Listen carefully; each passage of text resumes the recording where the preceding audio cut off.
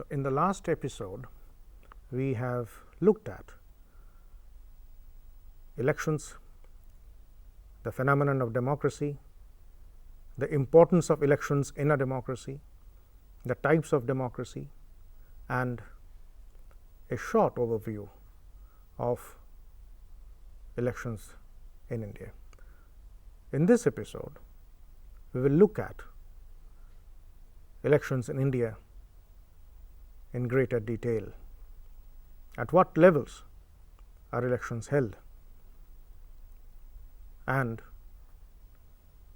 what are the stakes involved, who are involved. So, we will look at first the levels at which elections are held in India. As you know, and I believe you know, that elections are held in India at three levels. One, the central or the union level, the elections for the office of President, Vice President, Lok Sabha and Rajya Sabha. These four elections are at the union level. Then at the state level, we have the elections to the Vidhan Sabha and the Vidhan Parishad. Not many states have the Vidhan Parishad anymore, but whatever states, and we will look at those states later, have the Vidhan Parishad, those elections are also state level elections. The third level are the local level. In the urban areas, we have the corporations and the municipalities, corporations in the cities and the metros, and municipalities in the small towns, and in the rural areas, the elections for the panchayats. And in India, we do not use the term federal level, because the term federal is not mentioned in our constitution. So, the union level, the state level, and the local level are the three levels in which elections are held in India. Most elections are direct elections, whether it is the election to the Lok Sabha or election to the Vidhan Sabha or the corporations, the municipalities and the panchayats. All these elections are direct elections. What are direct elections? Where people directly vote.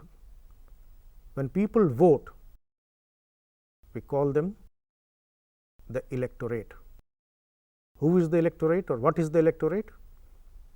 Those who vote, those who have names in the voter list, and those who vote. So, they are known as, taken together, are known as the electorate. So, when people directly vote and certain representatives are elected, whether in the Lok Sabha, Vidhan Sabha, corporation, municipality or panchayat, those are direct elections. Certain elections are indirect elections, in which the electorate does not vote. In the place of electorate, who votes? A particular electoral college votes. So, what elections are, or which elections are indirect elections? The elections for the office of President, Vice President, the Rajya Sabha, meaning the Council of States, the upper house in the Union Parliament, and the Vidhan Parishad, the Legislative Council in the various states. These elections are indirect elections, where in place of the electorate, an electoral college votes in these elections, and it is already decided who will vote in what election. For example, in the election of the President, the MLAs and MPs vote.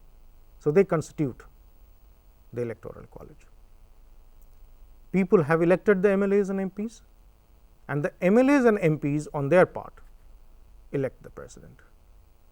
And since they do that, such an election is known as an indirect election, where direct participation of the people, direct participation by the electorate is absent. Such an election is known as an indirect election. So, in the presidential election, for example, the electoral college consists of the members of parliament and the elected members of parliament and the members of the legislative assemblies. The MPs and MLAs are elected by the people, and they on their part elect the president. So, whenever the participation by the electorate,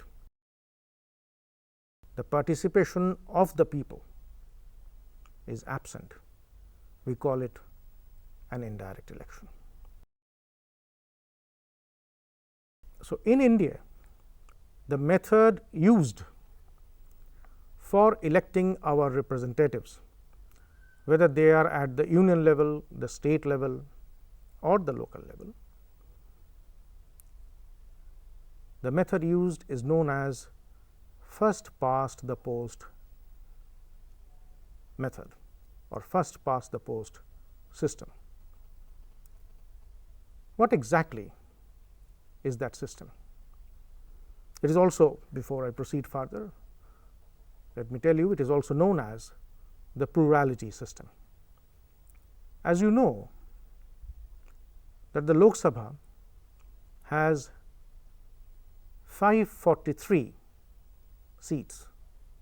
In other words, our country is divided into 543 constituencies or electoral districts.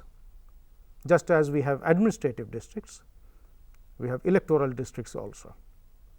These electoral districts in India are known as constituencies, and each constituency is represented by one person.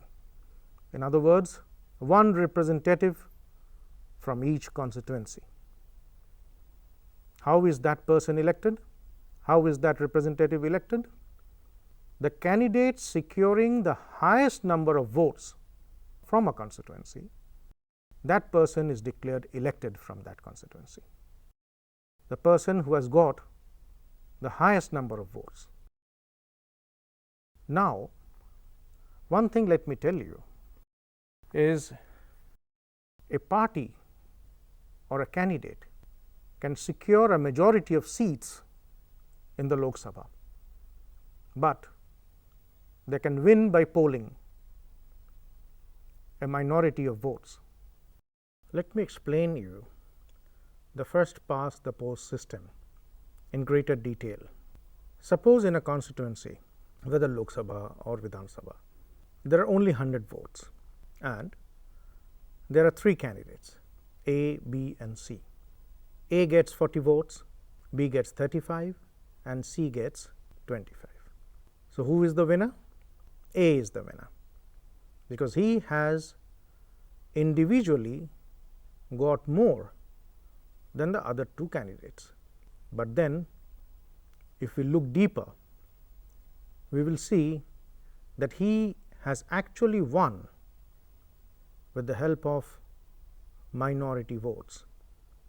In other words, 60 people in the constituency did not vote for him. Only 40 people had voted for him. In other words, his or her victory is based on minority votes. So, a party can secure a majority of seats in the Lok Sabha by polling a minority of votes. It is not necessary that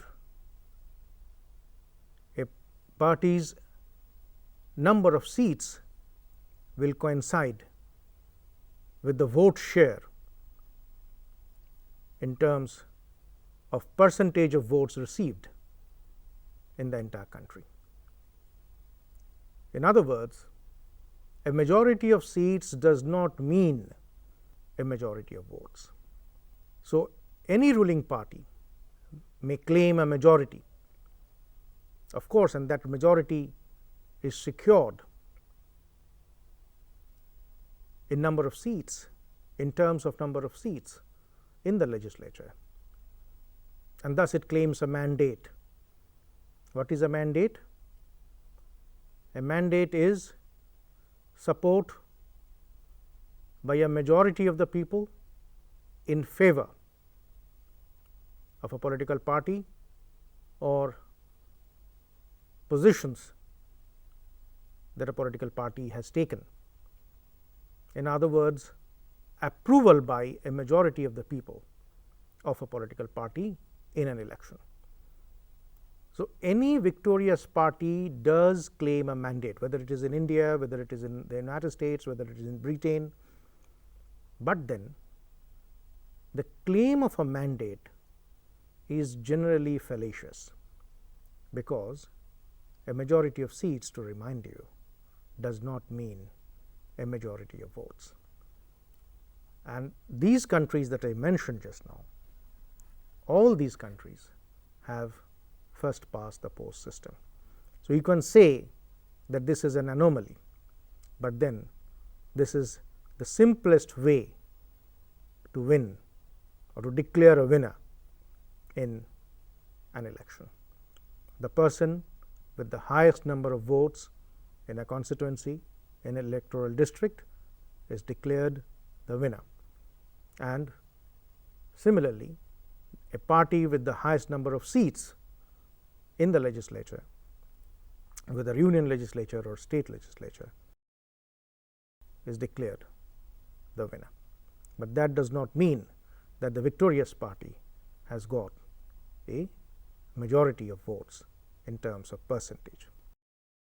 If we regard this as an anomaly, there was an attempt to remove that anomaly.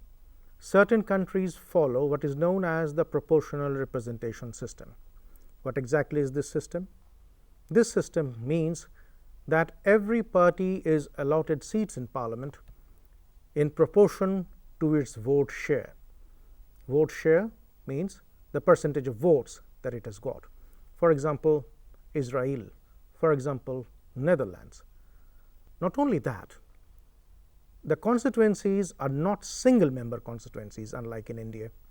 These constituencies are multi-member constituencies, and the candidates who are elected from those constituencies are elected according to their party's vote share from that constituency.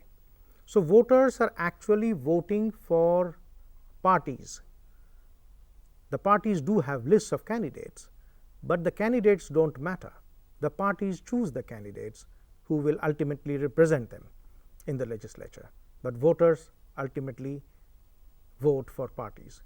So, because of the proportional representation system, the smaller parties also get an opportunity to get represented, to get their seats in the legislature, which they may not find an opportunity in countries with the first past the post system. India does use the proportional representation system, but in a very limited way in elections for the office of the president, the vice president, the Rajya Sabha, and the Vidhan Parishad. Proportional representation through single transferable vote. We will come to that later.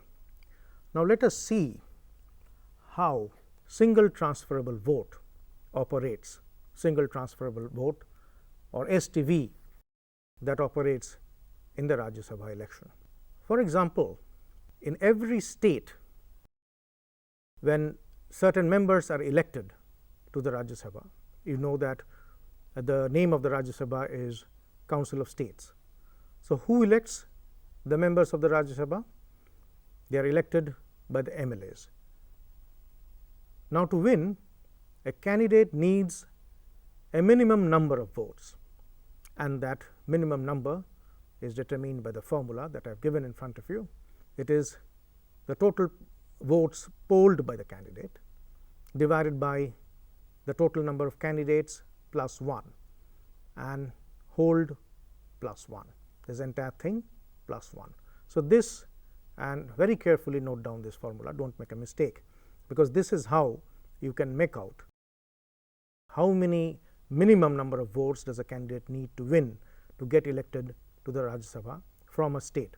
It may vary, the minimum number of votes of course will vary from state to state. Now, how is it all calculated? Now, in the Rajya Sabha election, it is not a method of stamping for a particular candidate. We generally, when we vote, we stamp for a particular candidate and leave the names of the others blank. But in a Rajya Sabha election, the voters who are MLAs from that state, they actually write their preferences like 1, 2, 3 against the name of the candidates. And initially, when the counting is done, only the first preference votes are counted. Whosoever have got first preference votes, their votes are counted. Now, if by counting the first preference votes, the minimum number of votes that is needed, the minimum number of votes that is needed to become a member of the Rajya Sabha from that state, if no candidate gets that minimum number, then something else is done. What is done?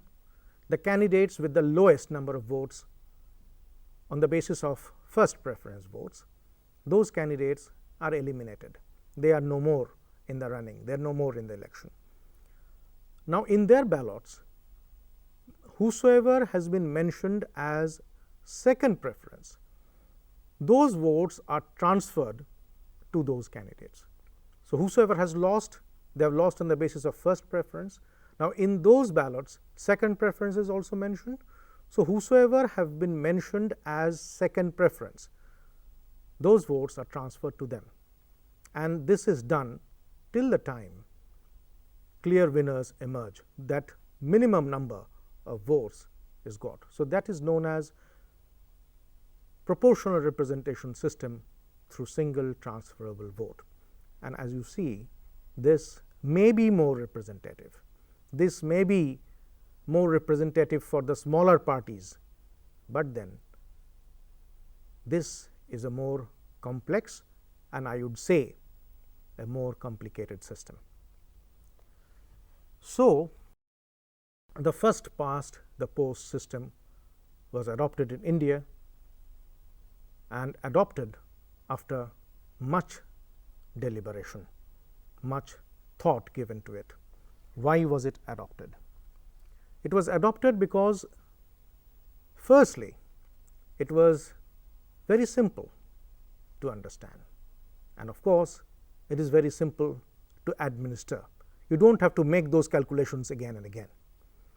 Very simple. Whosoever has got the highest number of votes from a particular constituency, that particular person is the winner, that candidate is the winner. And it presents a clear choice to the voters. Most times voters look at parties. There are some who look at candidates. So, first past the post gives you the opportunity to look at both parties and candidates. Sometimes you may like the party, but not the candidate. Sometimes you may like the candidate, but not the party. But then for many people, for most people rather, it's the party that matters, the candidate does not. So, it gives the voters a very clear choice. Secondly, it produces a stable government and with a clear cut majority. Proportional representation may not lead to stability. Stability will be achieved in a first past the post system even with a coalition. Even if no party gets a majority, the coalition will have a clear cut majority. You cannot have a minority government in a first past the post system. If a party or a combination of parties is in a minority or are in a minority, then that combination or that party cannot be the government. So, this gives a stable government with a clear cut majority. And in the end, and that is not the least important, it elects a single candidate as a representative from every constituency. A single representative is responsible for his or her constituency. Voters know who is my MLA or who is my MP. So that is why first past the post was adopted. So in this episode we have seen in India at what levels elections are held, where direct elections are held, where indirect elections are held. We have seen what system the Indian Constitution has laid down, that is the first past the post system, and we have compared it with a rival system known as the proportional representation system, and to what extent that system is also followed, even though it is followed in a very limited way in India. In the next episode, we will look at reserved constituencies. What exactly are reserved constituencies? And we'll look at the phenomenon of free and fair elections. I hope that you enjoyed this episode. More than enjoying, you learned from this episode. Learning through enjoyment. Thank you so very much.